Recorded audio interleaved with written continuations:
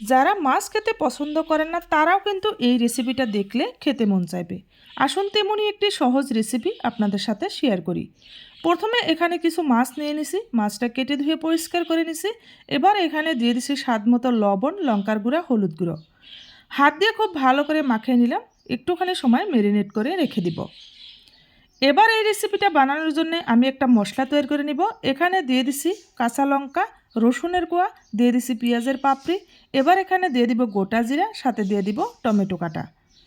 সবগুলো একসঙ্গে হালকা করে ভেজে নিয়েছি। এবার এর উপরে আমি দিয়ে দিব কিছুটা দেশি ধনেপাতা, কিছুটা পাহাড়ি ধনেপাতা।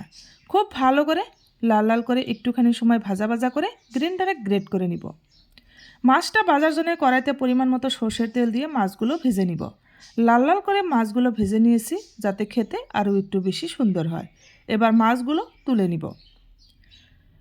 সবগুলো মাছ একসঙ্গে আমি তুলে নিছি। এবার এখানে কড়াইতে দিয়ে দিছি আরও একটুখানি সর্ষের তেল, ফোড়নে দিয়ে দিছি গোটা জিরা, পেঁয়াজ। এবার গ্রেট করা মশলাটা আমি এখানে দিয়ে 2 থেকে 3 মিনিট সময় খুব ভালো করে কষিয়ে নিব। এবার এখানে দিয়ে দিছি স্বাদ মতো লবণ, স্বাদ মতো লঙ্কার গুঁড়া, স্বাদ মতো হলুদ গুঁড়া, স্বাদ মতো ধনিয়া গুঁড়া। খুব ভালো করে 2 থেকে 3 মিনিট আমি চুলার আঁচটা লো ফ্লেমে রেখে ভালো করে কষিয়ে নিব। এবার এর উপরে ভেজে রাখা মাছগুলো দিয়ে আরও 2 থেকে 3 মিনিট সময় আমি ভালো করে কষিয়ে নিব। চুলার আঁচটা এক্ষেত্রে কিন্তু লো ফ্লেমে রাখা আছে যাতে মশলাটা পুড়ে না যায়। 2 থেকে 3 মিনিট সময় কষানো হয়ে গেলে এর উপরে আমি পরিমাণ মতো জল দিয়ে দিব। তার আগে কিন্তু মশলাটা খুব ভালো করে কষিয়ে নিতে হবে। দেখুন আমার মশলার সঙ্গে মাছটা কিন্তু খুব ভালো করে কষানো হয়ে গেছে। এবার এখানে দিয়ে দিছি একটুখানি জল। বেশি জল দেওয়া যাবে না, খেতে কিন্তু ভালো লাগবে না।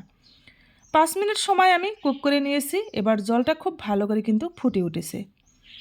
এবার চুলার আঁচটা লো ফ্লেমে রেখে আরও একটুখানি সময় আমি কষিয়ে নিব যাতে গ্রেভিটা আরও একটু গ্রেভি হয়। দেখুন দেখতে মাশাআল্লাহ অনেক সুন্দর হয়েছে, খেতে কিন্তু ভীষণই ভালো হয়েছিল। যদি আমার এই রেসিপিটি ভালো লেগে থাকে অবশ্যই লাইক, কমেন্ট এবং ফলো করবেন। আর ভিডিওটি একটি কিন্তু শেয়ার করে দিবেন।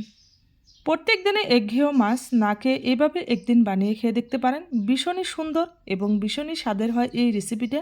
মাছটা কিন্তু বিশালই বড় সাইজের ছিল, প্রায় 8 কেজি ওজনের ব্রিকেট মাছ ছিল। রেসিপিটি ভালো লাগলে অবশ্যই